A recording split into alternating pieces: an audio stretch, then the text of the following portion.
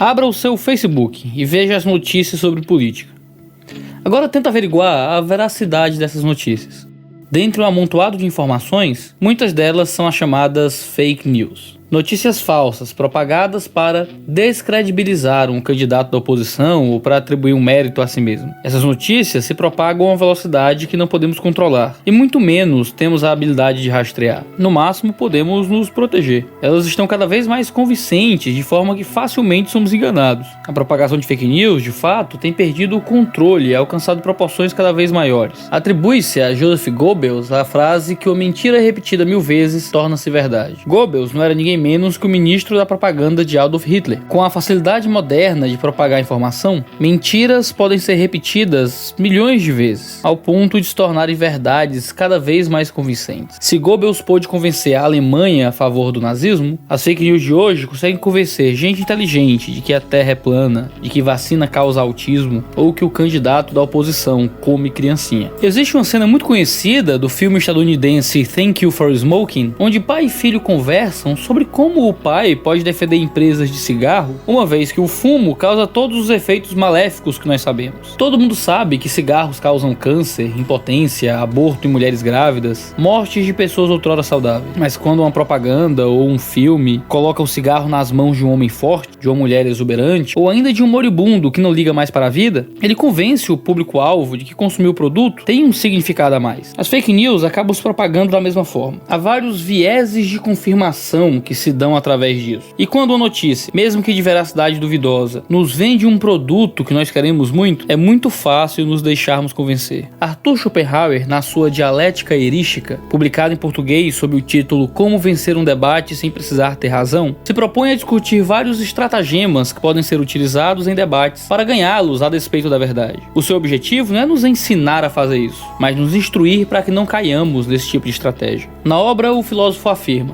o interesse pela verdade, que na maioria dos casos foi o único motivo para sustentar a proposição considerada verdadeira, acaba cedendo totalmente ao interesse da vaidade. O verdadeiro deve parecer falso e o falso verdadeiro. Somos quase obrigados, ou pelo menos facilmente induzidos, a desonestidade na disputa. Deste modo, as fraquezas de nosso intelecto e a perversão de nossa vontade apoiam-se reciprocamente. Por conseguinte, aquele que disputa, de maneira geral, não luta pela verdade, mas em defesa de sua própria tese. É por isso que o processo de propagação de fake news não é simplesmente algo que espalha mentiras acerca do que está sendo discutido em uma notícia. O processo de propagação de fake news é, por si só, uma desconstrução do próprio conceito de verdade. Não é por pouco que em 2016, a Oxford Dictionaries, departamento da Universidade de Oxford, responsável pela elaboração de dicionários, elegeu o vocábulo pós-verdade como a palavra do ano na língua inglesa. O termo foi usado pela primeira vez em 1992 pelo dramaturgo sérvio Steve Teixeira. Dessa forma, gradativamente, o conceito de uma verdade absoluta e verificável está sendo desconstruído linguisticamente por artifícios argumentativos que não visam a defesa da verdade, mas sim o uso retórico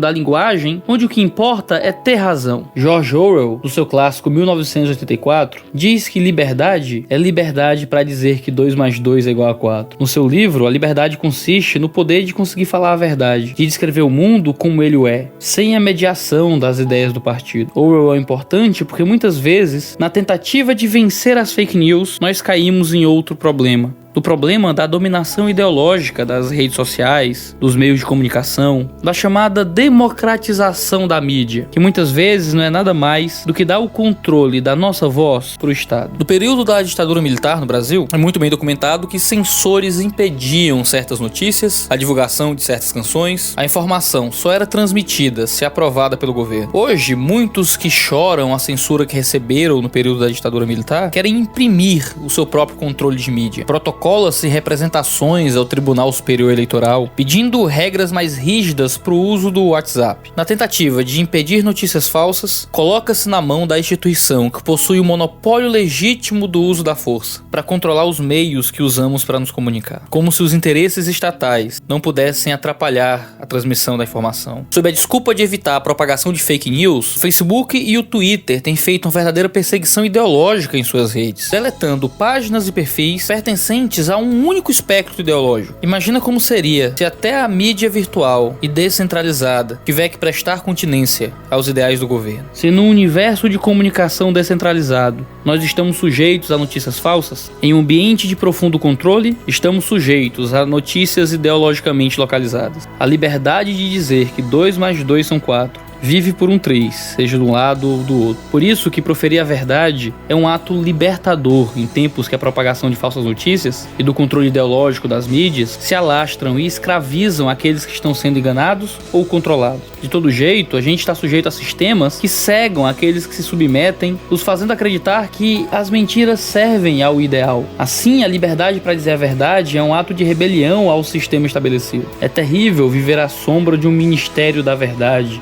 evocando Orwell novamente. É estranho ler no plano de governo de um partido que eles visam um marco regulatório da comunicação social eletrônica a fim de concretizar os princípios da Constituição Federal para democratizar largamente a comunicação social e impedir que beneficiários das concessões públicas e controladores das novas mídias restringam o pluralismo e a diversidade.